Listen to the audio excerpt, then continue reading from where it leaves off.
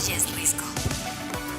Es necesario superar la situación que las autoridades electorales se encontraban vinculadas de una forma u otra al gobierno en turno. Pablo es una persona de primera, además ha sido legislador varias veces, ya conoce muy bien la historia de las reformas electorales en el país. La mayoría legislativa saludamos con una gran esperanza el nombramiento de Pablo Gómez. Ricardo Monreal diciendo tiempos de esperanza. Se dio a conocer este fin de semana esta Comisión Presidencial para la Reforma Electoral, encabezada nada más y nada menos que por Pablo Gómez. Y bueno, siempre que hay temas electorales nosotros tomamos la voz experta, insisto, de unos periodistas que más sabe en estos procesos, es nuestro explicador político Ernesto Núñez. Querido Ernesto, ¿cómo estás? Buenas tardes. Hola, mi querido Risco, muy bien, muchas gracias, buenas tardes. ¿Qué te ha parecido esta Comisión Presidencial para la Reforma Electoral, Ernesto? ¿Por dónde leerla? ¿Con cuántas capas leer esta información dada a conocer desde la presidencia? Podríamos remitirnos hasta el 68, mi querido sí, Risco, ¿verdad? para entenderla. Sí, pero para hacer la historia breve te diría que, mira, primero, la comisión es una buena noticia en el sentido de que el mandato que viene ahí en el boletín que circuló el sábado, el mandato de la presidenta es hacer un análisis profundo sobre la situación actual del sistema electoral para que a partir de ese diagnóstico se haga la iniciativa de reforma. A mí me parece una idea estupenda. Es decir, si Morena realmente va a hacer un análisis del sistema electoral al cual, un análisis serio, reposado y objetivo, aprovechando a los muchos expertos electorales que tiene este país, pues me parece que es una muy buena noticia. O sea, como noticia, como idea, es estupenda. Como idea es muy buena. Pongámoslo como idea. Exacto, porque si eso se hace bien, lo que vamos a tener en la propuesta de la presidenta Sheinbaum no va a ser ni el plan A, ni el plan B, ni el plan C, sino, como yo digo en mi columna de hoy, un plan D. ¿Qué sería lo ideal en un plan D? Pues el plan de Claudia Sheinbaum, es decir, que ya en esta etapa en la que estamos, que yo ya llamo de post López Obradorismo, pues que entonces la presidenta haga una propuesta propia, es decir, que no sea el plan A que presentó Pablo Gómez en abril de 2022, que no sea el plan B que presentó Adán Augusto en diciembre de 2022, ni el plan C que presentó López Obrador en febrero de 2024, sino que sea realmente una nueva propuesta. Ahora, el problema de que la comisión la presida Pablo Gómez es que eso nos anuncia lo que probablemente pueda traer la iniciativa, que es estas propuestas que ha venido haciendo Pablo, digamos, con una buena dosis de rencor y muy pocos datos objetivos sobre el funcionamiento del sistema electoral actual, ¿no?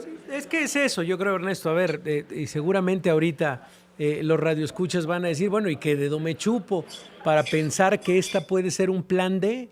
Si realmente se trata otra vez de, pues bueno, la imposición tal vez de una idea y de la destrucción del Instituto Nacional Electoral. ¿Tú quieres creer en eso? ¿Creemos en esto, Ernesto? ¿Hay las condiciones para creerlo con Pablo Gómez, encabezando esta comisión presidencial? Pues mira, yo creo que, por un lado, Risco, yo creo que al gabinete de seguridad y a la estrategia de seguridad, con la presión que tenemos ahorita de Estados Unidos, le urgía sacar a Pablo Gómez de la UIF y poner a alguien cercano a Harfuch, como es Omar Reyes. Ok, eso digamos ahí palomita. O sea, vaya, eso es algo que ese enroque estuvo bien. Exacto, o sea, yo creo que había mucha presión de Estados Unidos para que, a ver, ahora sí entren en serio a desactivar el lavado de dinero, a investigar esto, porque Pablo Gómez pues ya lleva desde 2021 en la UIF y la verdad es que los resultados son muy magros. Sí. Es un funcionario heredado de López Obrador a Claudia Sheinbaum y me parece que era necesario cambiarlo si de verdad se quiere ir en serio a cortarle los vínculos financieros al crimen organizado. Ahora, eso le generó un problema a Claudia, que es, ¿y ahora qué hago con Pablo Gómez? Entonces, le vino muy bien que ahora se esté hablando de reforma electoral para ponerlo ahí. Ahora, ojalá que sea alguien que encabece y coordine y que no necesariamente su idea de reforma electoral sea la única en esa comisión. Yo te diría, ante la duda, ante tu escepticismo compartido por mucha gente, yo diría, pues démosle el beneficio de la duda hasta que conozcamos la iniciativa. Si hablan de un diagnóstico profundo, pues eso me remite a que tendrían, más que una encuesta, como dijo hoy la presidenta, pues tendrían que hacer foros, como el foro que se hizo en Castillo de Chapultepec antes de la reforma del 77, los foros que se hicieron antes de la reforma del 96, foros de a de veras, donde los partidos políticos, la sociedad civil, los expertos, la academia, los periodistas tengan posibilidad de opinar sobre lo que ha sido el desarrollo del sistema electoral, que sí merece una reforma, evidentemente. La última reforma fue en 2014. Han pasado 11 años y me parece que ya necesitamos una reforma electoral, pero que arregle lo que no está funcionando bien y no que eche a perder lo que sí funciona bien, que básicamente hoy en día tenemos un sistema de voto libre, con elecciones creíbles, que le han permitido, por cierto, a Morena ganar el 80% de las elecciones. O sea, desde que Morena ganó en 2018, el 80% de los procesos electorales locales y federales que hay en México los gana Morena. Es decir, después gana casi todo. Sí. Entonces, este sistema electoral pues está funcionando, porque además no hay muchas impugnaciones, no hay margen de impugnación a las elecciones están ocurriendo bien. Hay cosas que corregir, desde luego. Ojalá no sea lo que vimos en el plan A que presentaron Pablo Gómez. A ver, es que en eso me quiero detener. Vamos a ir a una pausa, Ernesto, pero platícanos, regresando del corte, ¿qué fue lo que propusieron en aquel no tan lejano abril de 2022? ¿Qué era lo que había puesto sobre la mesa Pablo Gómez para hacer una reforma electoral? Así que vamos a una pausa y regresamos a hablar con uno de los periodistas más especializados en temas electorales, Ernesto Núñez. Pausa y regresamos.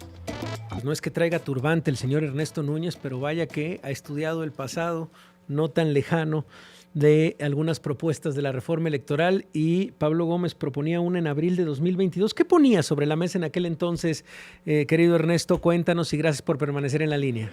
No, aquí estamos. Mira, lo presentó el presidente López Obrador como una iniciativa. Fue de sus pocas iniciativas de reforma constitucional que no se terminaron aprobando. Fue rechazada por el Congreso el 6 de diciembre de 2022 y se discutió durante varios meses, durante todo ese periodo ordinario, desde septiembre a diciembre. ¿Qué proponía?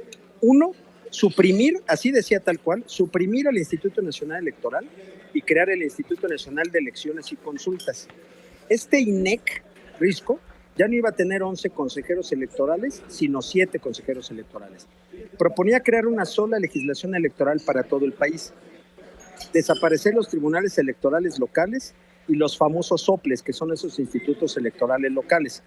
Se buscaba también elegir a los consejeros del INEC y a los magistrados electorales federales, postulados por los 3 poderes mediante voto popular, un poco como lo de la elección judicial, pero para elegir consejeros electorales y magistrados electorales.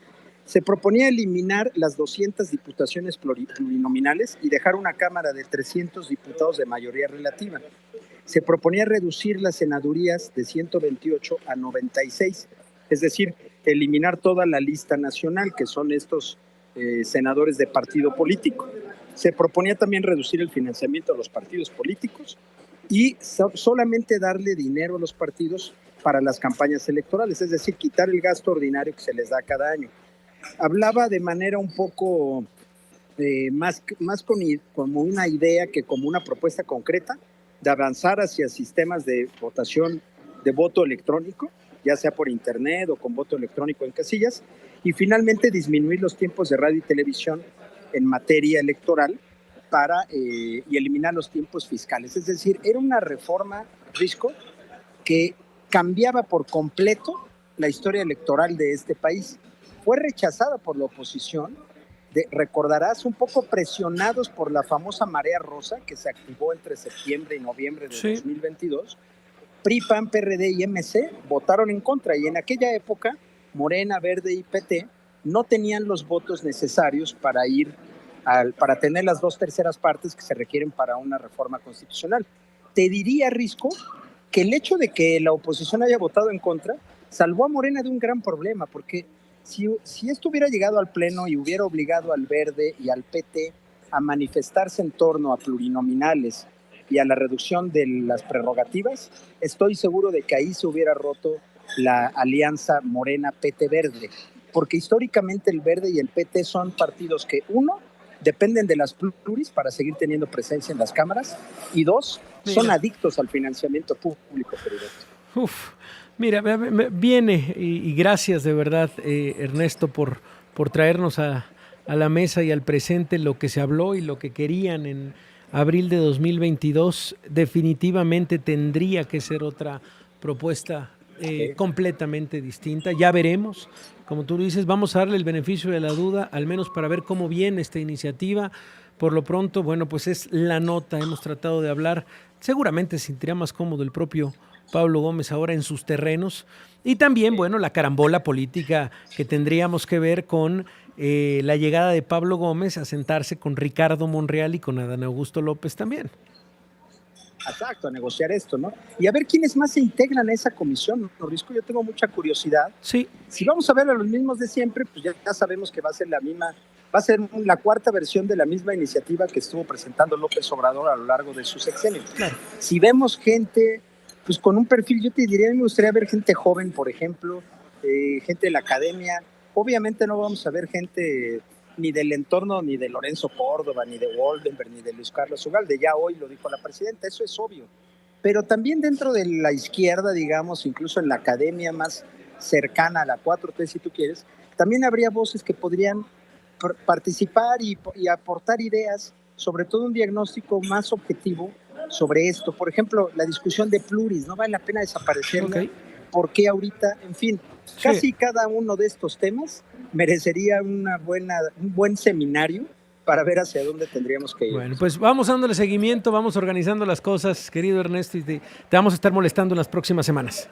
Por supuesto, lo único bueno de esto es que ahora tendremos mucha chamba de análisis. Eso sí, eso sí. Un abrazo grande, Ernesto. Gran abrazo, querido Risco. Es Ernesto Núñez, periodista, uno de los grandes especialistas, hay que decirlo, en los terrenos electorales. Así que bueno, pues vamos a tenerlo como especialista de todo este proceso por acá en este programa. Vamos a lo que sigue.